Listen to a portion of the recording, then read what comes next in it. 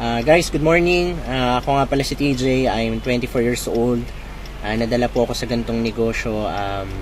Ang background ko po, dati po akong player ng Counter-Strike. And hanggang ngayon, second year high school ako. So, hindi ako nakapag-aaral talaga. At hindi ako proud doon. Kataon lang na pabarkada, ganyan. So, yung buhay ko dati talagang anlayo sa nangyari sa akin ngayon. Dati parang kailan lang, naalala ko nagko-commute ako. Naalala ko ng mga panahon na sumasakay sa MRT. Naalala ko yung mga panahon na nagta-tricycle ako. Ganyan. Bali, taga-Angono po ako. Taga-Angono Rizal po ako. Grand Valley po kami sa may Phase 4 po. Tapos nag-aaral po ako sa may Botong na school. Ang pangalan po ng school namin is Botong.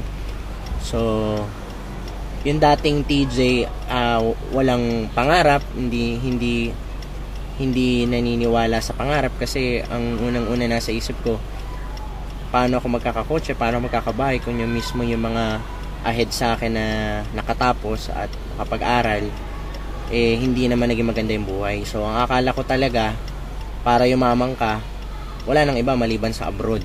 So, yun na lang ang choice mo kung gusto mo yumaman, mag-abroad ka. Ang problema, ang hirap mag-abroad. Dito nga sa Pilipinas, ang hirap makaharap ng trabaho, abroad pa kaya. So, nagtry akong mag-extra sa mga TV, ganyan. Lahat ng pwedeng pagkakitaan, tinry ko. Hanggang sa dumating sa point na sumubok din ako maghanap ng trabaho.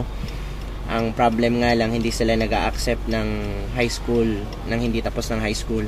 So, may mga iba sinabi sa akin, ite-text na lang ako. Pero wala naman akong nare-receive na text. So, bakat na long story short, nahirapan ako mag-apply ng work. Hanggang sa, I was invited by a friend na dinala niya ako sa TFD. Actually, nung first na nakita ko yung negosyo, hindi ako mapaniwala na pwede ka talaga kumita ng ganun kalaki. Kaya lang may mga tao na nagsabi na kumita sila, na bago yung buhay nila.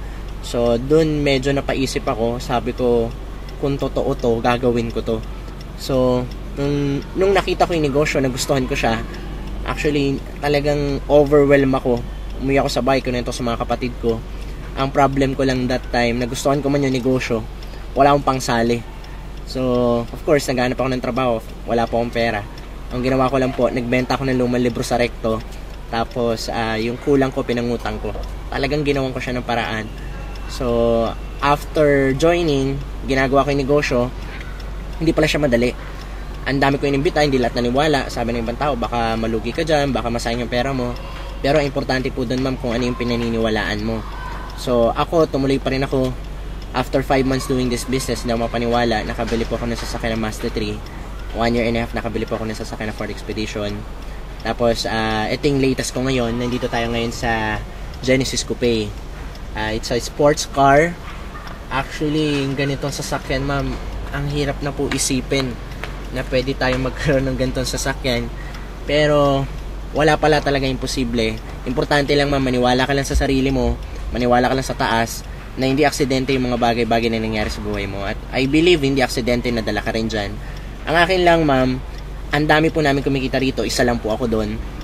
And right now, I'm averaging 40 to 100,000 per week. So, ibang klase talaga. Talagang, alam mo yun, hindi mo lubos maisip na pwedeng mangyari sa akin. Ma'am, ang akin lang kung nagawa ko po, kaya mo rin. Hindi po ako magaling. Ang magaling po yung sistema ng kumpanya. Kasi ang dami po namin kumikita dito. Kung ikaw yung taong nagdududa ka, okay lang yon. Pero I tell you, nagduda na rin kami. Pero sumali kami. I believe kung nagdududa ka ngayon, sasali ka rin. So, isa kami sa pwedeng tumulong sa inyo. Ako po si TJ Villanueva. I am the Filipino Dream.